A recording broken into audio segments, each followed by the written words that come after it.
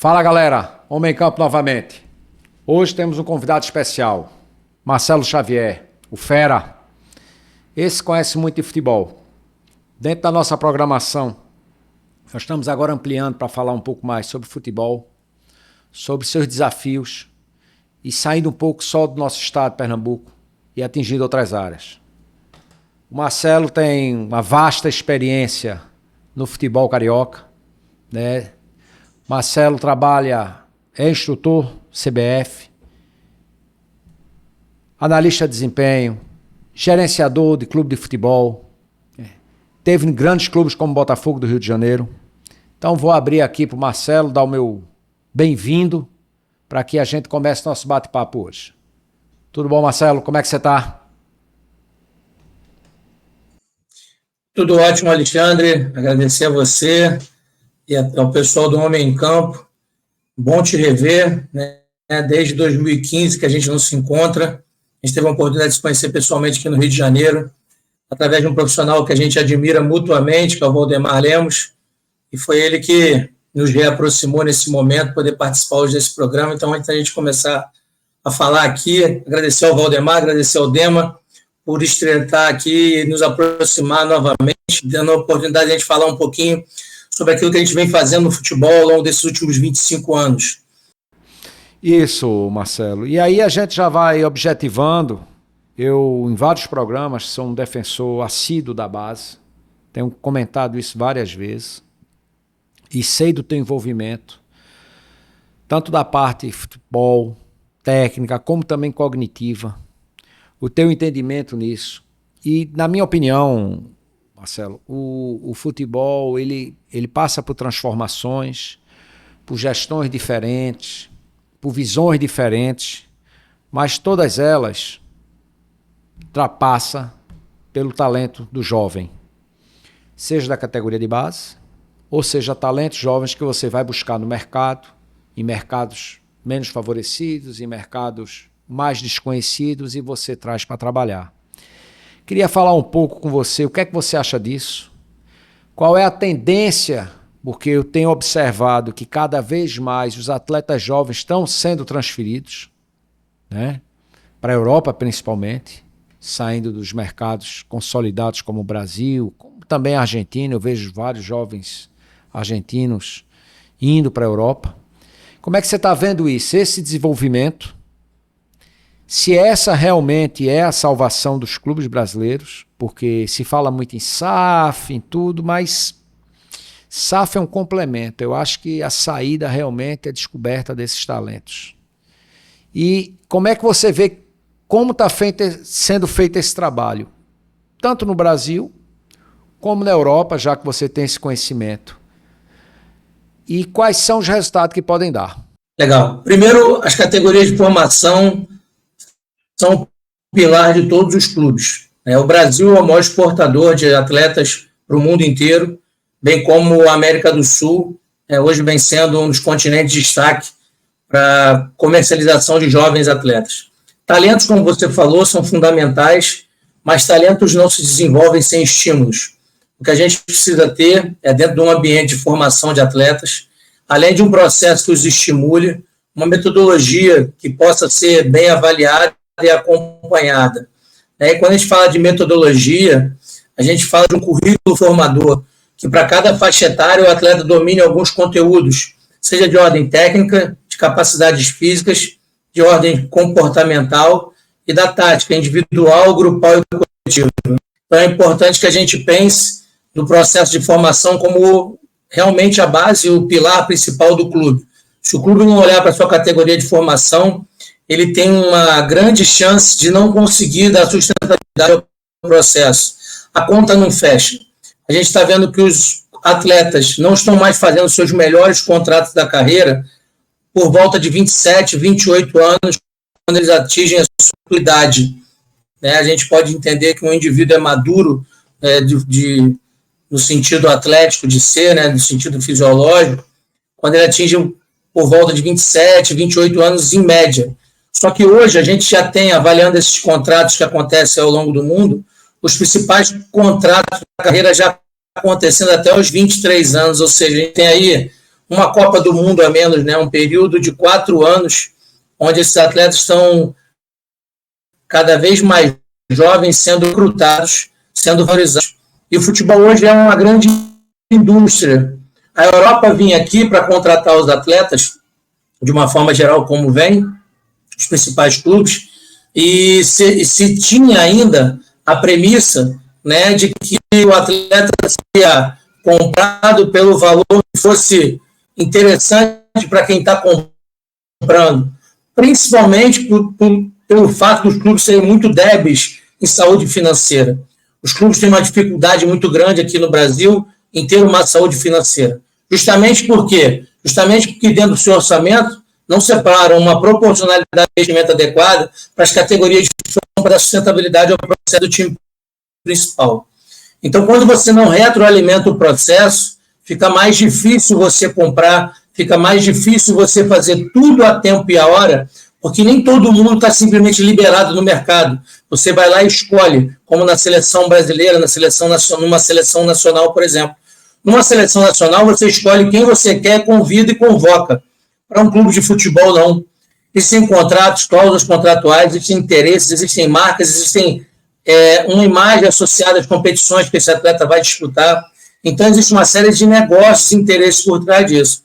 E aí a gente está vendo que os clubes eles estão cada vez mais estudando não apenas as capacidades técnicas, não apenas as capacidades físicas dos atletas, mas eles estão estudando também todos os aspectos comportamentais. Aí está saindo do universo de métricas, onde você tinha números entre certos e errados, e está partindo muito mais para uma avaliação que você observa o comportamento do atleta dentro do momento do jogo. Então, hoje, quando os grandes scouts, os observadores dos clubes europeus, principalmente, que vêm ao Brasil, e uma boa parte deles hoje, que atuam no Brasil e na América do Sul, são brasileiros, e uma boa parte deles já foram meus alunos nos cursos de análise de desempenho, mas que não basta simplesmente o atleta ter qualidade técnica. Tem que estar alinhado com a necessidade do clube, tem que estar alinhado com as características que o clube quer, e tem que estar alinhado com a ideia de valor que esse atleta pode agregar. Porque hoje, quando um atleta entra para um clube, ele se torna ativo do clube. É uma marca conectada a outra marca. E ele passa a ser uma marca. Assim como hoje o Cristiano Ronaldo é uma marca, assim como o Messi é uma marca, né? Esses grandes atletas se tornam verdadeiras marcas. Acabam gerando muitos negócios que tornam um processo sustentável. A indústria do futebol hoje não comercializa só jogos de futebol, não comercializa só camisas de futebol. Essas grandes empresas, esses clubes de investimento, como o mais famoso e mais falado no Brasil, o Manchester City Group, eles adquirem clubes de futebol, mas eles também têm negócios em outras áreas de investimento. Na verdade, eles têm clientes que eles tratam como fãs que comercializam jogos de futebol, fãs que comercializam produtos ligados ao futebol e produtos não ligados ao futebol diretamente.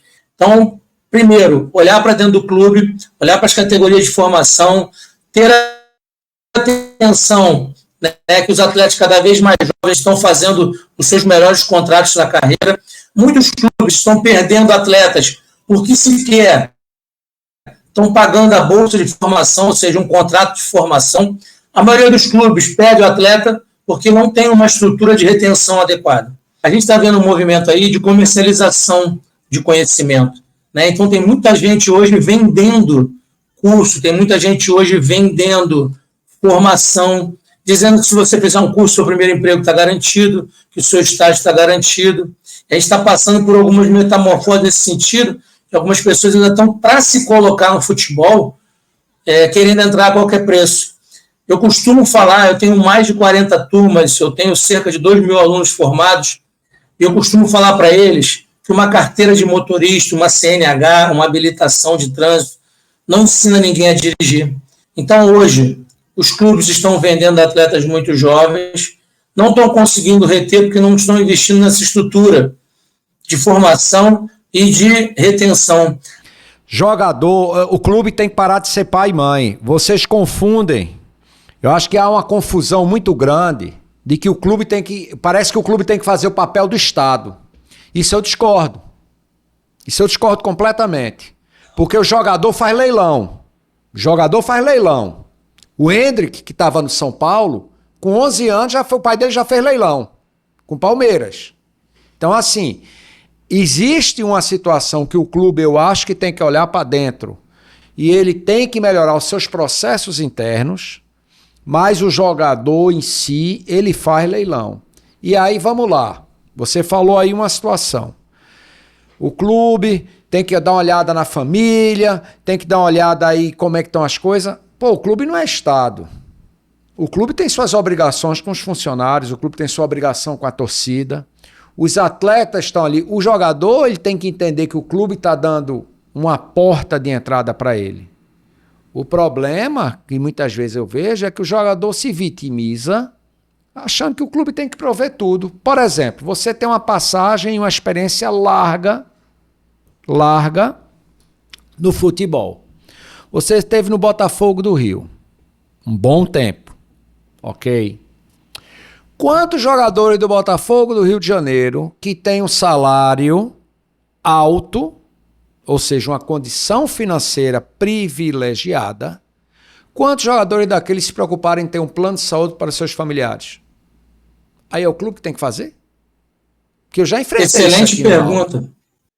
Já enfrentei no Náutico que jogador achar que o clube tem que agora prover a saúde da família dele. Quer dizer, vai virar um poço sem fundo para tanto gasto de dinheiro. Então, assim, eu entendo que o clube tem que ter cuidado com o ativo dele. Agora, eu entendo também que esse ativo, ele tem que ter... Eu vou te passar a palavra, mas eu vou entrar num assunto bem polêmico. Uma vez eu estava vendo o programa esportivo e um bobo lá, né? Porque esses caras que trabalham nessas grandes TVs se acham o papa do futebol, né? E o futebol sempre defendi com simplicidade. Tem muita gente que entende de futebol no Brasil e que não teve voz. Então estava lá um comentarista desse bem bobo, falando, explicando e conversando com o Casagrande, defendendo que o clube deveria fazer o papel que o seu Adriano Imperador deveria fazer com ele mesmo. O clube é que deveria cuidar do jogador. Meu amigo, Adriano começou a ganhar milhões muito cedo. Adriano teve todas as oportunidades dele investir na saúde mental dele, na saúde física dele. Aí nós vamos para a realidade hoje. A confusão que está seu Daniel Alves, que cometeu um crime e foi condenado, ou seja, é um fato, e seu Robinho. O que é que o clube tem a ver com os atos, com a criminalidade que esses caras cometeram? É falta de instrução? Não. É falta de orientação? Não. É dele. São deles. Fizeram, irresponsavelmente, cometeram um crime e vão pagar por isso. Agora na Espanha está uma confusão, porque foi ridículo a pena do Daniel Alves receber. E pelo que eu soube, hoje pagaram a fiança, que eu não sei ainda quem foi. Espero que não tenha sido lá o pessoal do Neymar, porque é mais um desagrado. Ele está sendo cúmplice de um crime. Na minha opinião é essa. Então assim, Marcelo, eu acho que o clube tem que focar no seu ativo, né? Porque o atleta é um ativo do clube. O clube tem que cuidar das pessoas. Eu aqui nesse programa defendo que um legado de vida é a gente fazer a melhoria da vida das pessoas, mudar a vida das pessoas. Mas não sei, Marcelo, colocar tudo na costa do clube para resolver o problema de infância do atleta, da família do atleta. Daqui a pouco você tem 800 pessoas para tomar conta, isso é inviável. Então eu queria que você construísse aí em cima disso que a gente está falando. Alexandre, eu não estou transferindo a responsabilidade do Estado para o clube, não tem nem como. A gente vive numa sociedade extremamente caótica. Né? O nosso processo educacional, o nosso processo social, a desigualdade social é muito grande. A gente vê momentos na busca de atletas onde a gente se estuda, hoje se estuda, a gente estuda o índice de desenvolvimento humano de cada região, a questão de urbanização e etc. isso não tem nada a ver com o clube. E da forma que você colocou também, o clube não pode ter nenhuma isenção sobre o livre-arbítrio de um indivíduo ou sobre a sua índole. Falhas muito graves aí de comportamento, abomináveis de comportamento, elas são questões de livre-arbítrio de índole. Eu acho que o clube não tem responsabilidade sobre isso.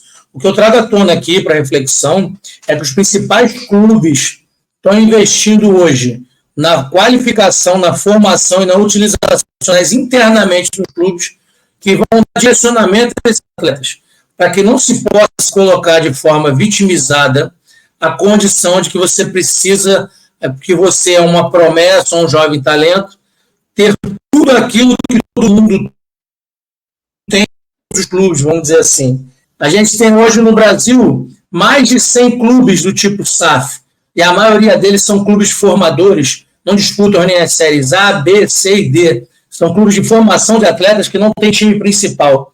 São clubes simplesmente com CNPJ, né? Para poder, por questões tributárias, questões orçamentárias, por questões de vínculo, terem condições diferentes. Então, hoje, o instrumento das SAFs, ele veio para salvar a falência financeira de muitos clubes. Mas não falo nem da falência financeira, a falência administrativa, a falência na área de gestão, porque mesmo os clubes que não são SAF, como o Palmeiras hoje, dão exemplo, mas também tiveram um grande aporte financeiro, né, que a gente sabe, para poder dar sustentabilidade ao processo. Antes de pensar na sua marca, é você ter uma metodologia de ensino, é você ter uma progressão pedagógica das suas categorias de base, para que você tenha um atleta que vá dominando conteúdos aos 13 anos, aos 15 anos, aos 17, e dos 17 aos 20 já estarem naquela fase de transição para o time principal. É clubes que têm maior poder de investimento, tem uma categoria sub-21, sub-23, independente de não terem competições a disputar, estarem ali fazendo a manutenção desses atletas, trabalhando com jogos amistosos, trabalhando com torneios internacionais, trabalhando com a promoção de eventos através das suas marcas. Hoje a Adidas promove no Rio de Janeiro, já há 2 anos, a Adidas Cup, com atletas até 16 anos, para todos os clubes da América do Sul que são patrocinados pela Adidas. Hoje os atletas estão sendo observados com 13, 14, 15 anos e estão sendo ofertados já contratos para o uso da marca, como eu falei. E hoje a gente está vendo um mundo digital onde o menino acaba se tornando algo na sociedade do futebol, porque ele tem tantos torcedores, ele gera tantos comentários, ou seja, ele está sendo uma marca. Ele não tem um resultado ainda, ele não está jogando no clube com nível de titularidade acima de 80%, ele não tem convocação em seleção nacional, ele não fez jogos ainda pelo time principal, não disputou uma Série A, não tem perspectiva de negociação, mas para quem olha de fora, é um grande jovem talento. O clube não tem essa responsabilidade. Eu acho que, se eu me expressei de forma diferente, ou se você entendeu assim, ao contrário, eu não coloquei que o clube tem essa responsabilidade, pelo contrário. O clube tem a responsabilidade, sim, de se organizar para ser competitivo com os demais, de se organizar para poder escolher, além dos melhores atletas, ter condições de formá-los. Então, assim, o que eu penso é, se o clube quer ter resultado técnico, ele precisa escolher os melhores jogadores, mas não basta escolher, ele tem que ser atrativo, ele tem que ter um modelo de negócio. Para olhar para a categoria de formação, ele tem que pensar, cara, quantas pessoas eu tenho trabalhando aqui? Qual estrutura eu estou dando para esse pessoal? É porque, Marcelo, vê bem, tenho aí um lapso aí, temporal, que é o seguinte. O clube, eu concordo com você, mas assim, de novo, eu não vejo essa vitimização no jogador. Eu acho o seguinte, se um clube quer crescer, nós fazemos uma coisa muito errada. O dirigente, ele quer contratar jogador caro, porque ele não tem base. Se ele investisse na base, eu concordo com você, e não só na base, porque você falou muito dos atletas, mas quem toma conta desse ativo. Então, toda a comissão técnica, infraestrutura, se a base, na minha opinião, a base tem que ter mais investimento do que o profissional. Isso é a minha opinião. Os salários dos jogadores profissionais são maiores. Mas o investimento na infraestrutura e no bem-estar do atleta, eu acho que tem que ser mais forte na base, eu concordo com você. E só que você, por exemplo, você deu um exemplo aí da Copa São Paulo, que eu acho uma baita de uma sacanagem, né? Os caras já chamam times sem estrutura para jogar um campeonato desigual. E aí eu acho que deveria ter uma divisão, né, de condições, né, uma divisão respeitando essa diferença financeira, né, para que os clubes pudessem jogar e ter mais tempo para jogar esse campeonato. Concordo, você colocou aí uma coisa perfeita. O cara que vem lá do Maranhão, do Amazonas, para São Paulo, não vem estruturado, vem numa viagem desgastante, sem um apoio logístico, né? Isso aí tudo, eu acho que você está coberto de razão. E os clubes têm que fazer esse trabalho. Porque quem planeja a base e quem trabalha a base, ele tem economia no profissional, ele gera ativo para o clube, porque ele vai vender o jogador, e mesmo sem vender, ele gera também ativo, receita, porque muitas vezes, eu até dei o exemplo aqui, o São Paulo subiu alguns garotos de Cotia, não vendeu, ou não conseguiu vender pelo preço que queria, e os caras montaram um time e foram campeões da Copa do Brasil. Naquele faturamento, São Paulo, com o título e com as duas rendas, faturou 100 milhões de reais, que é um baita de um faturamento. Então, essa condição, eu concordo contigo, total. Aí 100% de investimento. Agora eu posso estar enganado, mas eu sinto do atleta, ele mesmo não está preocupado para onde ele vai. Ele está preocupado com o contrato que ele vai assinar. E vou te chegar lá, e vou te passar a palavra novamente.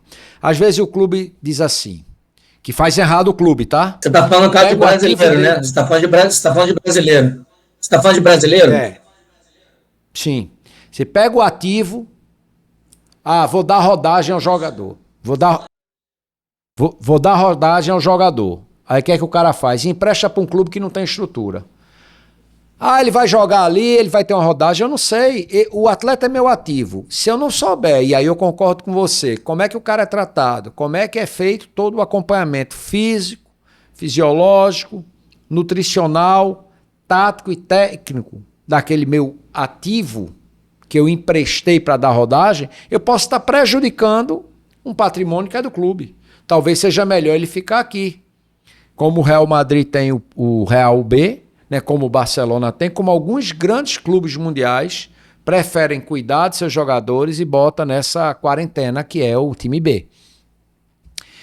Ao mesmo tempo, quem cuida da base tem frutos. E historicamente, você aí no Rio de Janeiro, você sabe, agora mesmo o Botafogo revelou alguns atletas aí bem interessantes para o mercado que ou são do Botafogo ou vieram de mercados periféricos que não estavam no estrelato, né? Como o Flamengo gasta uma fortuna para trazer vários atletas já renomados, né? Eu não sei se vale muito a pena essa gastança, essa coisa toda. Mas assim, dentro dessa filosofia, que aí eu concordo contigo, de investimento, de cuidado com a base, traz várias soluções. Mas eu não sei, eu queria perguntar a você, se você vê também o que eu estou enxergando. Posso estar enganado, mas os próprios atletas estão fazendo leilões, querem fazer os contratos em termos financeiros da vida deles com 20 anos, com 19 anos. Então assim, me fala um pouco do que eu te falei sobre essa relação do atleta com o mercado, porque você acompanhou muitos atletas jovens, você revelou muitos atletas jovens, você analisou muitos atletas jovens. Se essa visão que eu estou tendo do atleta, dessa ambição ou dele ou da família, não está levando ele ao erro. Antes disso, eu esqueci de falar da questão dos planos de saúde. Vamos supor que um atleta tem que fazer uma cirurgia de joelho, por exemplo. Quanto custa uma cirurgia de joelho? Sabe quanto é que custa uma cirurgia de ligamento cruzado? Uma cirurgia de menisco? Vamos supor que ele tem que fazer uma cirurgia e gaste 20 mil reais numa cirurgia. É o clube que tem que pagar essa cirurgia? É o médico do clube que tem que fazer de graça? Não. Não é assim que funciona. Mas é assim que a coisa acaba acontecendo, né? E hoje você tem atletas que têm salários, às vezes, de 60 mil reais, 100 mil reais. Se pagasse um plano de saúde de 400 reais, teria toda a sustentação para ter uma cirurgia totalmente paga, ainda bater esse valor de imposto de renda. Sobre a questão que você falou dos atletas estarem se leiloando, na verdade está existindo um movimento de mercado que é o seguinte. Hoje, Alexandre, você vê o Marcelo Xavier jogando com 17 anos. E aí você começa a ser o gestor de carreira do Marcelo Xavier. E aí ele está com 17, com 18, ele vai e se destaca. E aí chega um dos grandes players do mercado, que são esses empresários que têm atletas no mundo todo, que dominam os clubes brasileiros, que emprestam dinheiro para os clubes, que são donos de parte dos clubes, que têm clubes que são clubes hospedeiros, etc. E chegam para você e falam assim, Alexandre, eu fiquei interessado no Marcelo Xavier. Se você não ceder e fizer parceria com ele, primeiro, a porta do outro grande clube não se abre com a mesma facilidade. Segundo, esse cara vai chegar nesse atleta e vai oferecer para ele ou para a família R$500 mil, R$1 milhão, R$2 milhões, porque tem dinheiro no bolso, e você não tem condição de sustentar isso. Você tem condição de dar apoio, dedicar seu tempo, de levar para lá, de levar para cá, de instruir, de acompanhar os jogos, você não tem R$2 milhões na carteira para colocar. Só que esses atletas não percebem é que se alguém deu R$2 milhões para eles aleatoriamente, que nada é aleatório, não existe almoço de graça, em algum momento eles vão ser retirados de volta. Em algum contrato, esses R$2 milhões vão ter que voltar para a mão do agente. Entendeu? Então, hoje existe um movimento, que existem os grandes players que atuam no mundo todo, tem uma ligação do Brasil com a Europa, do Brasil com a Ásia muito forte, e esses caras estão dominando o mercado literalmente, fizeram muito dinheiro, controlam o mercado brasileiro, tem 5 ou 6 que são os maiores, tem muitos até com atletas com convocação em seleção nacional, com grande quantidade de atletas com convocação em seleção nacional, tanto nas categorias de base quanto na seleção principal, e isso acaba dando a eles a dimensão de controle do mercado. Então, muitos hoje acabam sendo colaboradores, parceiros, acabam sendo aqueles que começam gerindo a carreira no início e fazendo parcerias. E quando não, se não conseguem estabelecer uma relação sólida, ou se não há caráter por parte do atleta ou dos familiares, esses atletas acabam se vendendo por aqueles que botam mais dinheiro na mesa, ou que simplesmente dizem, olha, a porta daquele clube lá, quem abre sou eu. O futebol hoje tem 20 clubes na Série A e 750 aproximadamente em outras séries ou sem série ao redor do Brasil. O Brasil é um continente de desigualdades sociais absurdas. Hoje, muito mais vale você ter um atleta disputando uma Série A, uma Libertadores, e você ter 20% daquele atleta, do que você ter um atleta disputando a Série C do Campeonato Brasileiro. Mas deixa eu só te dar uma informação que hoje eu fiquei até assustado. E aí ela colabora com o que você está dizendo aí. Na verdade, a CBF gostaria de se livrar da Série A e B. Por quê? Porque a Série A e B se sustenta, traz um custo para a CBF gigantesco em termos de logística e arbitragem e VAR, e os clubes ganham fortunas e não repassam nada para a CBF, como eu acho que, de fato, o dinheiro são dos clubes, tá? Só que a CBF não devia ter o custo com o campeonato. Ela devia realmente empurrar nos clubes, já que vocês ganham o dinheiro, vocês têm que investir no patrimônio de vocês, que é o campeonato. Já a série, e aí, de novo, o que você está falando é um fato. Eu penso um pouco diferente. Eu gostaria de fazer parceria depois. Porque já a série C e D, e no Brasil já cabe uma série E, como na Inglaterra tem, a Inglaterra tem até mais. Essas são deficitárias. E a CBF, que precisaria investir, não pode porque tem o gasto excessivo com a série A e B. A Liga, que muito torcedor se ilude, até por falta de informação, ela não vai dar certo nunca. Porque os clubes não se entendem. É um puxando sua sardinha, um puxando a mais para sua sardinha.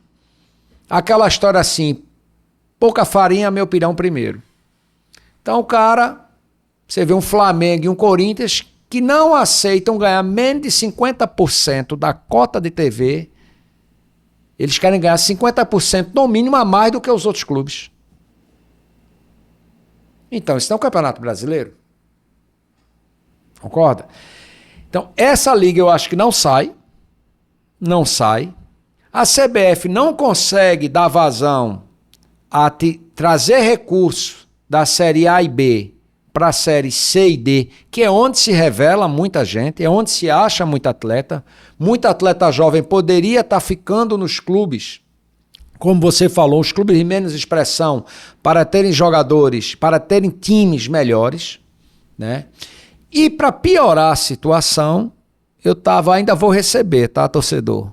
Mas eu vou ver o caderno técnico para o clube ser clube formador. Meu amigo, só quem pode ser clube formador é clube rico. É uma vergonha. É um número de exigências que não dá para um clube médio atender. Não dá. O nível de exigência e de investimento é absurdo para ser um clube formador.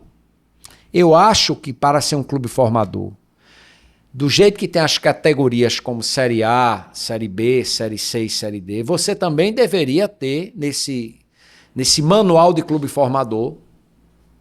Quem está na A tem mais obrigação, quem está na B, quem está na C, quem está na D, para que você possa dar lugar ao sol a todo mundo.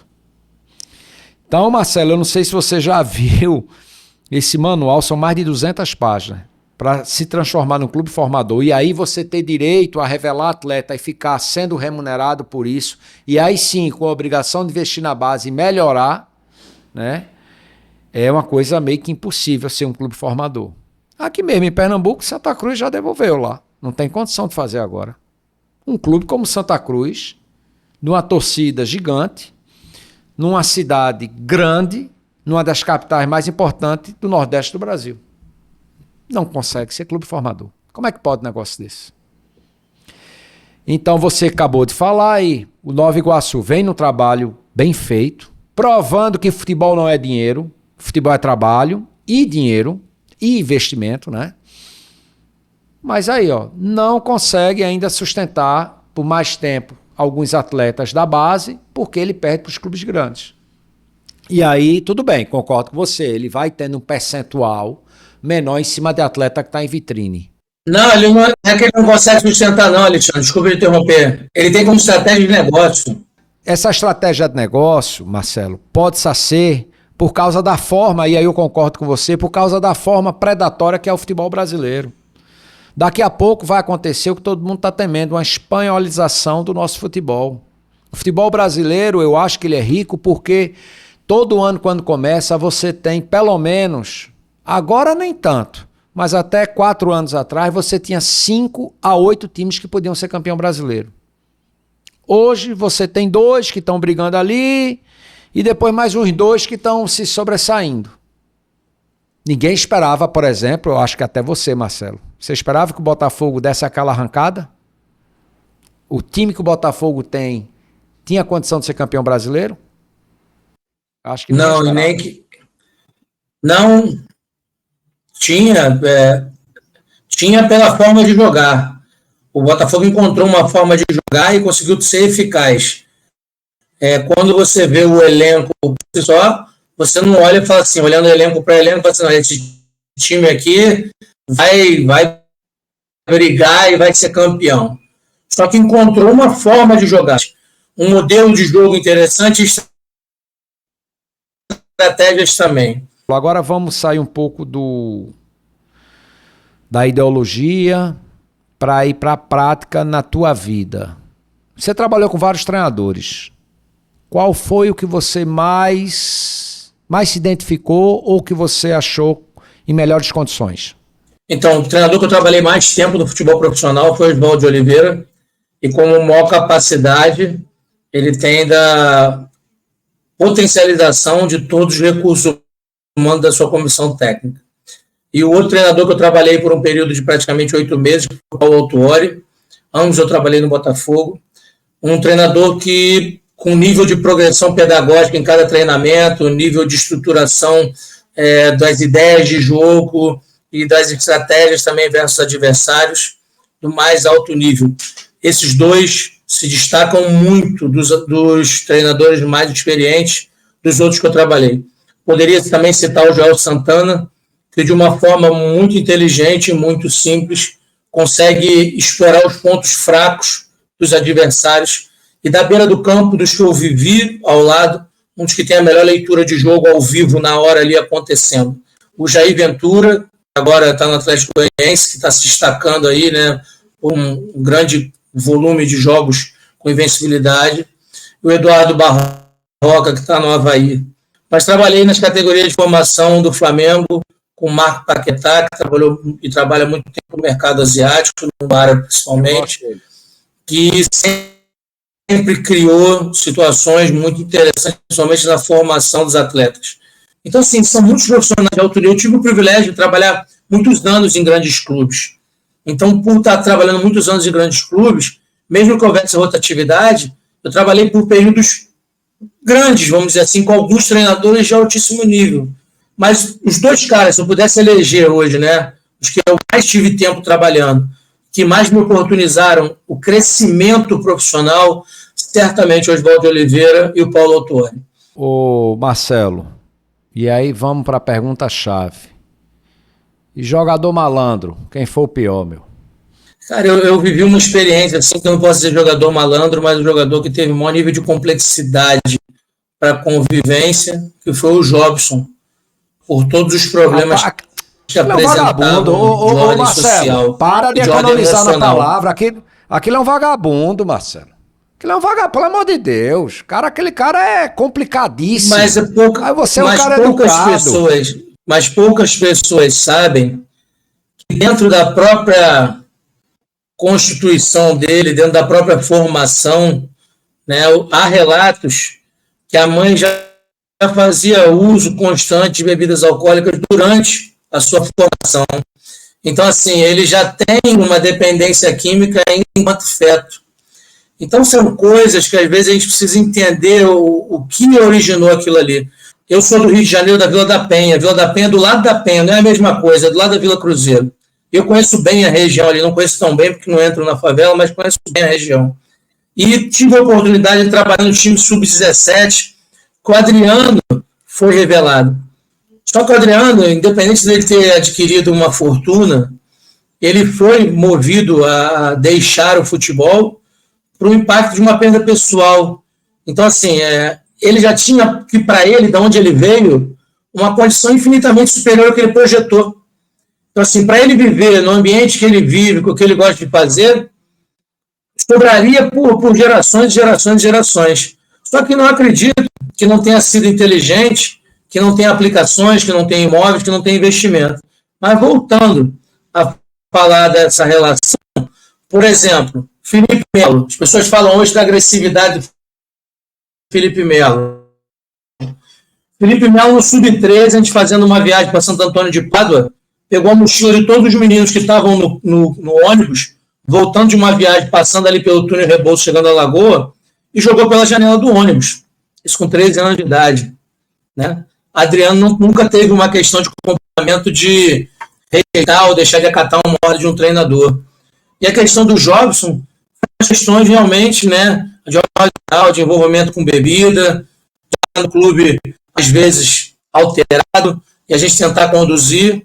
E chegou um momento que ninguém no clube queria dar mais treino para ele, né, de um comportamento totalmente inadequado. E no caso do Adriano, por exemplo, ele teve a possibilidade de ser experimentado em várias posições, oriundo do futsal do clube. Hoje a gente vê que muitos clubes não tem mais o futsal, né? E a gente já está vendo clubes aqui do Rio de Janeiro com a categoria sub-6 treinando futsal.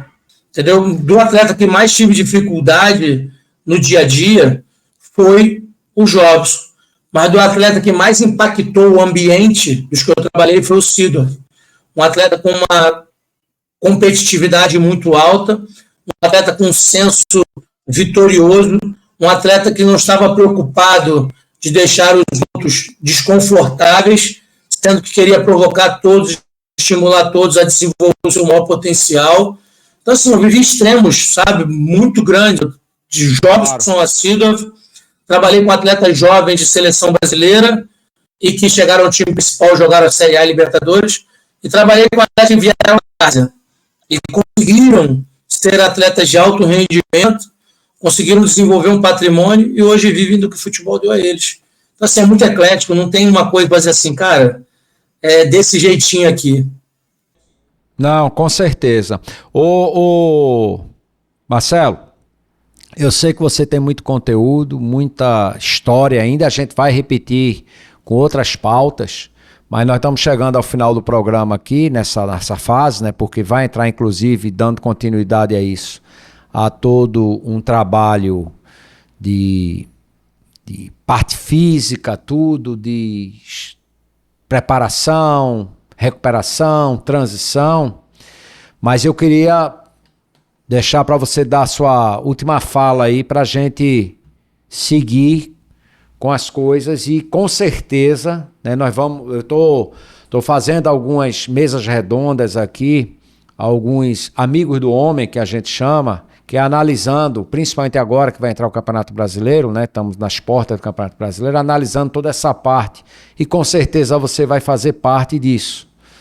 Eu queria agradecer a oportunidade. Eu gostaria de sugerir uma reflexão para os clubes, para os dirigentes, para os treinadores, claro, para observar o nível competitivo, primeiro da sua região, né? Olhar primeiro para dentro do seu próprio clube, olhar primeiro para a sua própria casa, olhar primeiro para a sua estrutura interna de produção de atletas, seja de atletas jovens ou de atletas já adultos, entender que a maior quantidade de recursos humanos qualificados vai dar maior sustentabilidade ao processo. Só que eu acho que o grande lance é que qualquer negócio que seja gestão ao processo, e principalmente se invista nas categorias de formação, quando você se torna referência em algum item, você atrai. Tudo que é referência, tudo que é luz atrai. Então, quando você é uma referência, você vai atrair. Se você tiver o melhor sub-15 da região, você vai atrair de alguma forma. Se você tiver a melhor categoria de base, você vai atrair. Se você tiver o melhor treinador da região, você vai atrair. Então, assim, o futebol pode ser um jogo de ganha-ganha, dada a proporcionalidade de investimento e dedicação que os clubes fazem. Hoje existe a possibilidade de todo clube ter um contrato de taxa de vitrine. Hoje existe o mecanismo de solidariedade da FIFA, que dos 12 aos 23 anos, por cada ano que o atleta passou em período de formação no clube, existe um percentual que varia de 0,25 ao ano, dos 12 aos 16, e dos 17 aos 23 com 0,5%. Então, assim, existem muitas formas de rentabilizar, tem muitas formas de gerar recurso. Eu acho que o grande lance é pensar que uma marca deve ser sustentabilizada ao longo do tempo. Não adianta você querer subir um clube de uma série para outra e ficar batendo e voltando, batendo e voltando. Então, o futebol ele mudou, o futebol virou um negócio, o futebol é uma indústria, o futebol é para revelar atletas, vender atletas, e o futebol hoje é construção de marca. Então, o grande lance está entre escolher os melhores, treinar bem, dar sustentabilidade a uma ideia de jogo e fazer com que o clube seja uma marca forte para a sociedade. Quando o clube torna a sua imagem para a sociedade do futebol uma marca forte, aí tudo acontece. Não, com certeza. E foi assim, Marcelo, muito enriquecedor. Muito obrigado aí pela sua participação. Vou te convocar para novos programas, inclusive para fazer essa mesa redonda, tá? Essa Amigos do Homem. Esse é o nosso programa. E a gente vai conversando. Mas te agradeço demais. Foi muito enriquecedor aí tua participação e essa visão. Uma visão macro. Uma visão de gestão também, que você falou muito nisso, uma visão de investimento, né? Além do que você já conhece bem, que é o futebol em si, os atletas, né? Os esquemas que são jogados, a sua experiência de vida com grandes treinadores, né? Então foi muito bom, eu só tenho que te agradecer, ok? Valeu, Marcelo, tudo de bom para você. Homem em campo.